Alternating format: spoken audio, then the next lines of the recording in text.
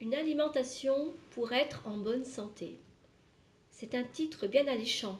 Qui n'a pas envie d'être en bonne santé?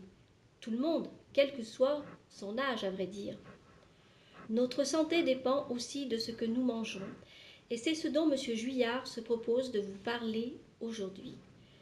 Monsieur Juillard, depuis combien de temps avez-vous pris conscience de l'importance de l'alimentation pour la santé?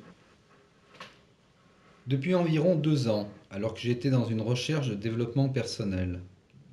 Sportif depuis longtemps, j'avais conscience de ce sujet, mais je ne m'étais pas réellement plongé dans cet univers. Je voyais les aliments comme des sources d'énergie, me permettant de pratiquer des activités d'endurance ou des éléments constructifs de la musculature. Tel qu'on nous l'a appris durant nos études, ils étaient des macronutriments, composés de glucides, de protéines et de lipides, avec chacun leur valeur calorique. Pouvez-vous nous dire ce qu'est pour vous une alimentation saine et équilibrée? Ce sont des repas qui apportent tous les micronutriments indispensables à l'homéostasie de l'organisme, c'est-à-dire toutes les vitamines, les sels minéraux, les fibres et les antioxydants dont le corps a besoin pour fonctionner de manière optimale. On entend souvent parler de régime. Qualifieriez-vous l'alimentation que vous prônez comme telle? Non, ce n'est pas un régime au sens de méthode pour mincir, comme le dissocié, l'hyperprotéiné, qui eux sont vecteurs de carence. Il s'agit plutôt d'une hygiène alimentaire à adopter sur le long terme. En quoi consiste-t-elle? Tout d'abord, il faut apprendre à bien manger. Cela consiste à faire 2 à 3 repas par jour à heures régulières et dans de bonnes conditions pour apprécier les aliments, c'est-à-dire dans un espace calme et aéré qui nous laisse le temps de les mastiquer correctement pour mieux les goûter, les digérer et les assimiler. Pourquoi 2 à 3 fois? N'est-il pas préférable d'en prendre 3? En effet, il est préférable de manger 3 fois par jour. Mais chez certaines personnes, le petit déjeuner n'est pas évident à consommer du fait d'un système digestif paresseux au réveil. C'est ainsi que certains préfèrent sauter ce premier repas. Évidemment, ça n'est pas la panacée, car soit ces gens vont grignoter vers 10 ou 11 heures, soit leur déjeuner risque d'être trop copieux en compensation.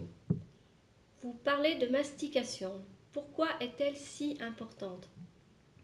Tout d'abord parce qu'elle permet de broyer les aliments afin qu'ils puissent être mieux digérés au niveau de l'estomac. N'oubliez pas que la digestion nécessite de l'énergie et si l'on ne mâche pas bien, les aliments restent plus longtemps dans le tube digestif et cela nous fatigue. Or, nos viscères ont besoin de périodes de repos, périodes durant lesquelles nous bénéficions d'une plus grande énergie pour travailler. Bien mâcher permet d'apprécier la saveur de chaque aliment. Il y a sur notre langue des récepteurs, les papilles, qui captent les différents goûts et nous procurent du plaisir. Ce dernier n'est pas lié à la déglutition, mais à la dégustation. Quand vous dites calme et aéré, vous rejetez les plateaux télé et les restaurants? Je ne suis pas un extrémiste ni un asocial. Je ne me refuse pas de me faire plaisir autour d'un repas de famille, ni même au restaurant. Cependant, ces derniers doivent rester exceptionnels, car ils sont bien trop caloriques et fatigants pour notre foie. Quant aux plateaux télé, ils sont carrément contre-indiqués lorsque l'on a tendance à manger trop vite. Combien de jeunes et moins jeunes engloutissent de pizza face au petit écran sans même apprécier ce qu'ils ont dans la bouche. Avec tout ce que nous entendons autour de la nourriture, nous ne savons plus quoi manger. Pouvez-vous nous aider à choisir les bons aliments? Je comprends tout à fait que vous soyez perdu. Je l'ai été moi-même parce que j'entendais tout et son contraire à propos de diététique. Retenez en premier lieu qu'une alimentation riche en micronutriments doit faire la part belle aux fruits et légumes de saison, plus un apport de viande maigre, de poisson et d'œufs de manière modérée, tout en contrôlant la part de céréales et de féculents en fonction de l'activité professionnelle ou sportive. Les conseils de l'Organisme mondial de la santé préconisent 5 fruits et légumes par jour. À quel moment et sous quelle forme les consommez-vous? Le matin au petit déjeuner, j'apprécie les fruits à coque, tels les amandes, les noix, les noisettes, pour accompagner des flocons d'avoine. Du fait de leur richesse en vitamines, en protéines ainsi qu'en acides gras essentiels, j'y ajoute un fruit frais pour me donner de l'énergie immédiate. Au déjeuner, des légumes cuits al dente à la vapeur douce pour préserver leur qualité sont les meilleurs accompagnements des poissons et viandes blanches. À ce sujet, il m'arrive souvent de commencer par le plat chaud, avant les crudités, pour plusieurs raisons. Tout d'abord, les légumes cuits sont plus digestes en comparaison des crudités, mais surtout parce qu'au bout du plat chaud, si l'on a bien pris le temps de mastiquer, on est parfois rassasié. Et puis cela dépend de la saison. En hiver, on préfère les plats chauds et en été, c'est le contraire. D'un point de vue de la naturopathie, le fruit frais devrait être pris en dehors du déjeuner. Cependant, pour des raisons de plaisir, je trouve dommage de ne pas conclure ce repas par une note sucrée.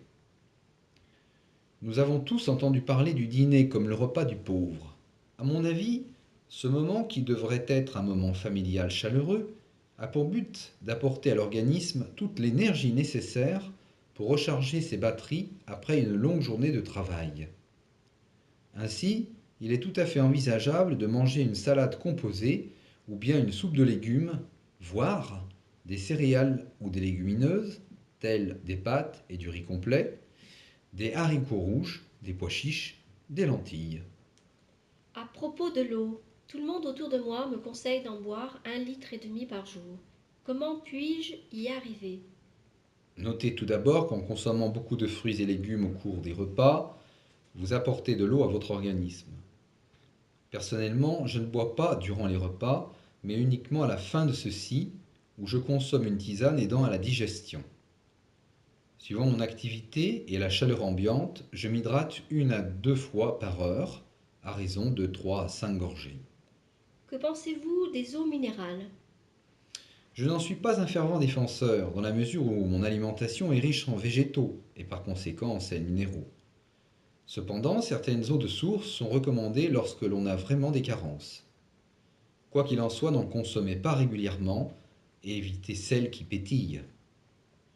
Quels sont d'après vous les aliments dangereux pour la santé? Doit-on les supprimer ou bien les manger avec prudence? Dans nos sociétés modernes, beaucoup d'aliments sont devenus les ennemis de la santé, à commencer par les plats industriels, trop riches en mauvaises graisses, en sucre ajouté, en sel, en colorants et en conservateurs. Leur seul intérêt sont le gain de temps au niveau de la préparation, puisque bien souvent ils sont prêts à l'emploi ou à réchauffer, ainsi que le coût, puisque produits en grande quantité. D'un point de vue gustatif, la plupart sont bien médiocres en comparaison d'une recette maison, transmise de génération en génération. Bannissez de votre alimentation toutes les conserves, les surgelés et les produits frais où les aliments ont été transformés pour rehausser leur goût et leur couleur. D'une manière générale, quand vous lisez sur l'emballage toute une liste de produits qui n'ont rien à voir avec l'aliment que vous souhaitez manger, c'est que vous êtes en face d'un plat industriel. D'autres aliments sont de véritables pièges pour la santé. Les sucres rapides, les laitages et les féculents font tous grossir lorsqu'ils sont consommés en excès et ce surpoids conduit à des maladies cardiovasculaires, au diabète et à long terme au cancer. Où trouve-t-on les sucres rapides? Ils sont contenus dans un grand nombre d'aliments, à commencer par les pâtisseries et toutes les préparations où l'on utilise du sucre blanc, comme les confitures, les sirops, les sodas et les jus de fruits. Ces aliments ont un fort index glycémique, c'est-à-dire qu'ils sont très rapidement assimilés par l'organisme. Or, cette énergie disponible immédiatement se voit stockée sous la forme de graisse par l'insuline, dont le rôle est de maintenir avec le glucagon un taux constant de sucre sanguin. Les sucres rapides sont aussi contenus dans toutes les boissons alcoolisées, dont la bière. N'oubliez pas que c'est par la fermentation du sucre des fruits que l'on obtient de l'alcool. Vantés pour leur qualité antioxydante, les vins rouges n'en demeurent pas moins des boissons néfastes pour le foie et le système nerveux, avec un risque accru d'addiction. C'est ainsi que je conseille d'en consommer seulement lors d'occasions particulières, comme les fêtes ou les anniversaires. Le verre de vin à tous les repas est un non-sens alimentaire, contrairement à ce que beaucoup de gens clament pour se donner bonne conscience. Le goût sucré qui nous ramène à notre enfance est un goût vecteur de plaisir. Il peut malheureusement devenir une drogue pour beaucoup d'entre nous, c'est pourquoi je vous conseille de rester vigilant face à votre consommation de sucre rapide. Les fruits frais contiennent du sucre, sous la forme de fructose. Certes, ils sont 100 fois meilleurs qu'un gâteau d'un point de vue nutritionnel, mais ils peuvent aussi nuire à votre corps si vous les consommez en trop grande quantité, comme les frugivores incitent à le faire. De mon point de vue, il est préférable de leur donner une place modérée à la fin des repas. Il en est de même pour le miel, excellent moyen pour sucrer les tisanes.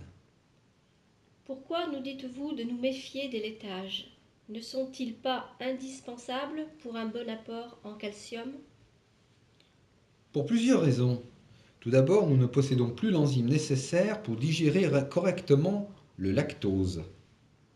D'ailleurs, nous sommes les seuls mammifères à boire du lait de vache après avoir été sevrés du lait maternel. Avez-vous déjà vu une vache consommer du lait après avoir obtenu son poids adulte? Ensuite, le lait n'est plus produit par les agriculteurs et mis à la vente par les industriels comme il l'était avant la Seconde Guerre mondiale. La plupart du temps, les bêtes sont loin de brouter de verts pâturages, mais parquées dans des espaces confinés destinés à leur faire consommer des mélanges de foins et de céréales.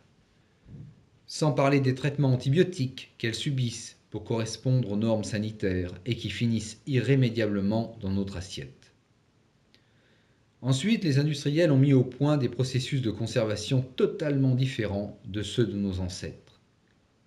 Ces derniers faisaient bouillir le lait pour le stériliser, alors que les premiers utilisent de très hautes températures pour éradiquer les bactéries. Malheureusement, si ce moyen est efficace pour stériliser le lait, il ne détruit pas les facteurs de croissance d'un produit destiné à un animal dont le poids évolue de 365 kg en un an. Comme le dit le professeur Henri Joyeux, que l'on ne s'étonne pas de voir s'accroître le nombre de cancers de la prostate chez les hommes, ainsi que du sein chez les femmes. Si vous voulez être en bonne santé, bannissez les laitages de vos repas et consommez avec modération 1 à 3 fois par semaine du fromage de brebis ou de chèvre, qui sont de plus petits animaux.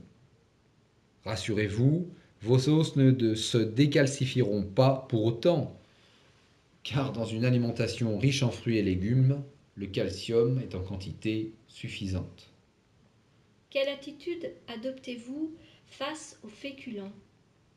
Ah, les féculents, soi-disant les aliments indispensables des sportifs. On nous a tous appris que les hydrates de carbone étaient la source d'énergie de l'effort, ce qui n'est pas tout à fait faux. Cependant, nous ne courons pas tous les jours des marathons, même si pour certains d'entre nous, nos vies sont bien remplies. Pour ma part, j'en consomme le matin au petit déjeuner avec des flocons d'avoine, ainsi qu'au dîner avec du riz, des légumineuses et plus rarement des pâtes ou des pommes de terre. Très sincèrement, je pense qu'une personne sédentaire et pas très active physiquement devrait les réduire à une prise par jour, voire tous les 2 jours. Si vous voulez qu'ils ne soient pas mauvais pour votre santé, vous avez tout intérêt à les choisir complets et non avec des farines raffinées, car ils seront plus riches en fibres. Le plus délétère est le pain, quelle que soit sa forme et composition, car il apporte beaucoup de calories sans que vous ne vous en rendiez compte. De plus, tout comme le lait, les farines actuelles n'ont plus aucune commune mesure avec celles d'antan. Pour être plus rentables, les semences ont été génétiquement modifiées, si bien que le gluten, molécule protéique, contient des ramifications de plus en plus difficiles à casser par nos enzymes digestives. Les médecins ne cessent de voir augmenter des intolérances au gluten, ainsi que des maladies cœliaques. En ce qui me concerne, le pain ne fait plus partie de mon alimentation et je peux vous garantir que mon intestin m'en remercie tous les jours. D'accord. Et pour les protéines animales, quel est votre point de vue? Là encore, comme un grand nombre de sportifs, j'ai imaginé que les protéines animales étaient indispensables à tous les repas. Qui n'a jamais entendu ses parents lui dire « Mange ta viande si tu veux devenir fort ». Combien de culturistes se gavent d'œufs et de viande blanche pour se construire un physique herculéen, sans mesurer les risques de leurs excès au niveau des épurateurs comme les reins. La viande, qu'elle soit de bœuf, de porc ou de poulet, n'a plus les mêmes qualités que de par le passé. En effet, dans les conditions d'élevage dont je vous ai parlé tout à l'heure, les bêtes sont souvent nourries avec des aliments éloignés de leur régime alimentaire. Les farines animales ne sont-elles pas une aberration? Sans oublier les vaccins et les antibiotiques qu'elles prennent tout au long de leur courte existence, ainsi que la maltraitance dont elles sont victimes au moment de l'abattage. Les produits issus de la pêche, comme les poissons d'élevage ou de pleine mer, avec toute la pollution en métaux lourds, dont se sont rendus responsables des générations de pétroliers d'usines, ne sont guère plus reluisants. Avec une telle vision, et pour peu que l'on soit un amoureux de la nature et un fervent défenseur de la cause animale, on finit très vite par devenir végétarien, voire vegan. Malheureusement, et contrairement à ce que prônent les partisans du tout végétal, nous sommes des omnivores dont les besoins en protéines animales sont manifestes si l'on ne veut pas tomber dans des carences graves. C'est pourquoi vous devriez consommer 20% de protéines animales contre 80% de végétaux. J'ai choisi de varier d'un jour à l'autre, lors des déjeuners, les sources de protéines animales en mangeant tantôt des œufs, tantôt du poisson, tantôt de la viande blanche, tantôt de la viande rouge. Ainsi, je sais que je ne cours pas de risque de carence sans pour autant acidifier mon corps. Pouvez-vous nous parler des bonnes et mauvaises sources de lipides? Les graisses végétales insaturées sont indispensables à notre santé. Elles interviennent au niveau du cerveau où elles sont la principale source d'énergie. Mais elles entrent dans la constitution de la plupart de nos cellules. On les trouve dans les fruits à coque ainsi que les huiles végétales comme l'huile d'olive. Toutes les huiles ne se valent pas. Préférez l'huile de pépin de raisin ou de noix à celle de tournesol et n'oubliez pas qu'elles perdent toute leur valeur lorsqu'elles sont frites. Ainsi, utilisez-les en sauce sur les salades ou en assaisonnement sur les légumes après les avoir cuits à la vapeur. Les graisses animales sont à fuir si vous voulez préserver votre pancréas, votre foie et vos vaisseaux sanguins. Ce sont des aliments très caloriques dont notre corps n'a pas besoin. Laissez de côté les charcuteries, les pâtés, les viandes trop grasses comme l'agneau, la peau des volailles et des poissons. Vous y gagnerez bien plus que vous n'y perdrez.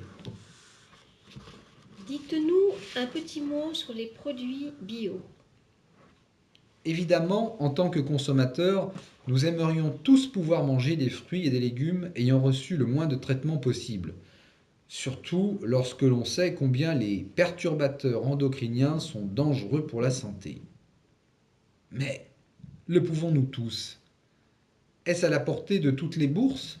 La réponse est malheureusement non, car le bio est plus cher que les autres produits. Alors, sans vous rabattre systématiquement sur les premiers prix, le mieux est d'une part de panacher vos achats entre les petits producteurs des marchés et les grandes surfaces commerciales, et d'autre part d'éplucher vos fruits ou de les laisser tremper une nuit dans du vinaigre blanc. Sans minimiser les effets des engrais, des pesticides et des insecticides utilisés dans l'agriculture intensive que l'on stocke dans les tissus adipeux, je pense que le bio est aussi un argument commercial vendeur. Si nous étions plus proches de la façon dont on produit les fruits et les légumes, c'est-à-dire des hommes et des femmes qui cultivent la terre, nous saurions que sans traitement, il y aurait beaucoup de pertes et que cela ne permettrait pas plus de faire vivre les agriculteurs que de nourrir tout le monde. À vous entendre, on ne peut plus rien manger, ni même trouver de plaisir dans la nourriture. Ne risque-t-on pas d'ailleurs de tomber dans l'orthorexie? À première vue, mes conseils alimentaires peuvent paraître excessifs, puisque je ramène l'alimentation aux produits de base. On peut se dire, mince, je ne vais plus avoir droit à ma petite gourmandise. Si elle est vraiment indispensable à votre bien-être psychologique, ne la jetez pas aux oubliettes, sous peine d'entrer dans une frustration insupportable. Cependant, ne perdez pas de vue que premièrement, nous ne vivons pas pour manger, mais au contraire, nous mangeons pour vivre. C'est une nécessité. De plus, nous sommes d'une part ce que nous pensons et faisons, et d'autre part ce que nous ingérons au quotidien. Or, on ne me fera pas croire qu'une personne en excès pondéral applique une alimentation correcte pour maîtriser son poids. La plupart du temps, elle a une très mauvaise gestion des glucides. Le problème, c'est que dans les grandes surfaces, les tentations sont immenses. Il n'y a qu'à observer les quantités de produits alléchants que l'on trouve à portée de main. Des rangées entières de yaourts sucrés, des biscuits, des plats tout cuisinés. Le mieux, c'est de les ignorer en refusant de mettre les pieds dans certains rayons. Tenez-vous-en à votre liste de commission. Ne vous laissez pas happer par le packaging des marques, qui n'ont qu'une seule intention, conserver leur lobby commercial. Derrière les slogans publicitaires et les photos aguicheuses, il y a des millions d'euros en jeu. C'est à chacun de nous à savoir ce qu'il veut, en fonction de son âge, de son sexe et de ses objectifs. Au-delà de l'apparence physique, et sans sombrer dans des troubles de l'alimentation comme l'orthorexie, nous pouvons tous nous corriger face à nos mauvaises habitudes alimentaires en adoptant une alimentation de longue vie. Car finalement, nous savons tous comment bien manger. Instinctivement, notre corps connaît ce dont il a besoin pour rester en bonne santé. C'est par conséquent une question de volonté. Que ton aliment soit ta seule médecine, disait Hippocrate. Puissiez-vous appliquer cette citation pour rester en forme le plus longtemps possible. Je vous remercie pour tous vos conseils. Voilà plus d'un an que je les applique et les résultats sur ma silhouette sont visibles puisque j'ai perdu 5 kilos. J'encourage tous ceux et celles qui nous ont écoutés à se diriger vers une alimentation plus hygiénique permettant d'être mieux dans sa tête et dans son corps. À bientôt. À bientôt.